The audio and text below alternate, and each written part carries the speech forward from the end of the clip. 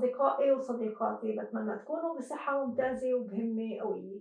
رجعت لكم اليوم بعد مرضى قوية ونزلة برد شديدة أجبرتني إني أتواجد في البيت لأسبوعين، ما قدرت فيهن أمارس حياتي الطبيعية. الحمد لله اليوم أنا بخير وبصحة ممتازة.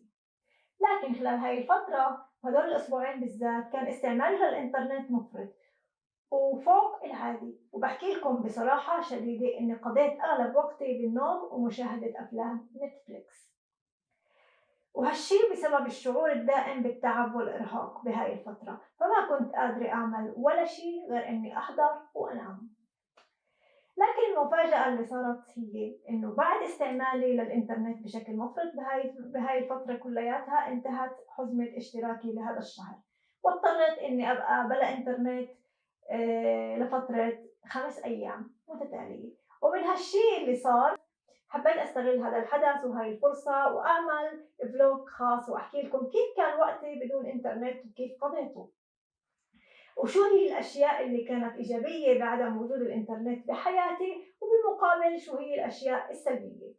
حقيقة وما في حدا بيقدر ينكرها إنه حياتنا صارت مرتبطة بالإنترنت بشكل كبير، لدرجة إنه كل شيء أصبح مرتبط بهاي الشبكة العنكبوتية.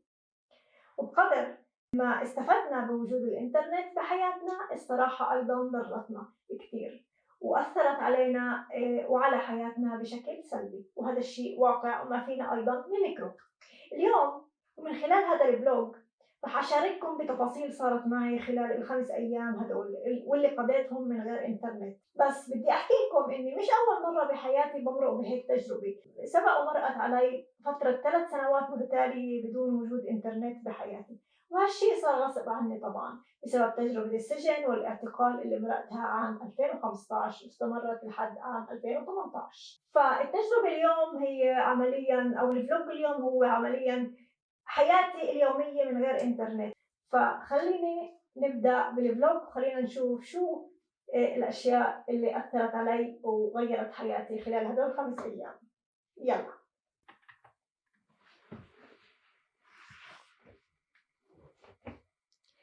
من غير إنترنت ركزت أكثر بالمهام اللي لازم أنهيها وأشتغل عليها، وخاصة بمجال الكتابة، بالذات إني عم أكتب رواية جديدة وهاي الرواية بحاجة مني لتركيز ودقة عالية.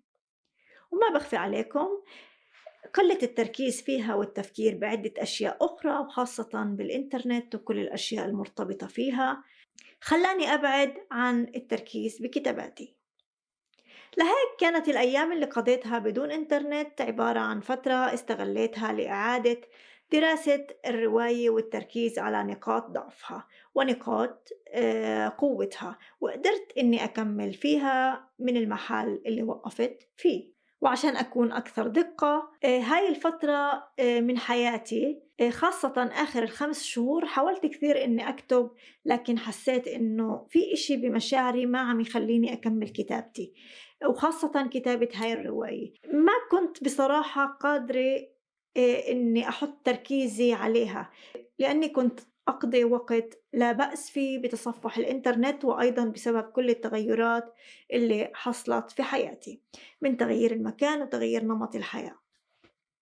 وبحكي لكم بكل صدق اليوم اللي قضيته بدون إنترنت خلاني أعيد حساباتي، خلاني أركز بشكل كبير على أحداث الرواية وأحط كل طاقتي الفكرية فقط عليها، وصراحة نجحت.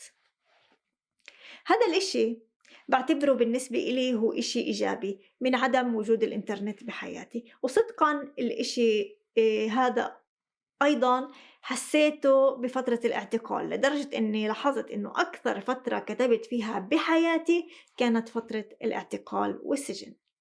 فيا أصدقائي في اليوم اللي حاسين إنه في إشي مهم بحياتكم وحابين إنه تنهوه أو تكملوه، جربوا انعزلوا عن الإنترنت وكل ما يرتبط فيها، وبعتقد كل تركيزكم رح يكون بالإشي اللي بدكم تعملوه، وبإذن الله رح تقدروا إنكم تحققوا الإشي اللي بدكم إياه.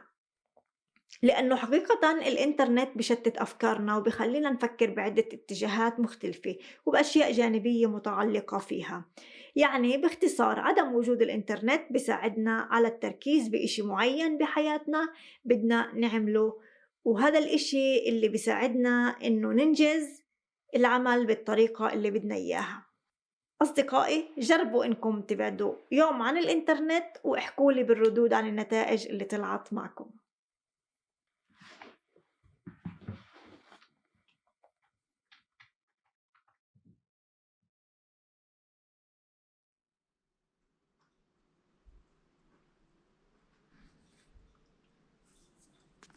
الصراحة القراءة هي إشي مهم بحياتي، سواء مع وجود الإنترنت أو بدون وجود الإنترنت، ولكن في الفترة اللي ما كان فيها عندي إنترنت صراحةً قرأت بنسبة أكثر من الفترة من الأوقات اللي بيكون فيها عندي بالأيام العادية إنترنت، لإنه حقيقةً الإنترنت كانت تاخد من وقتي الكتير، وهذا الوقت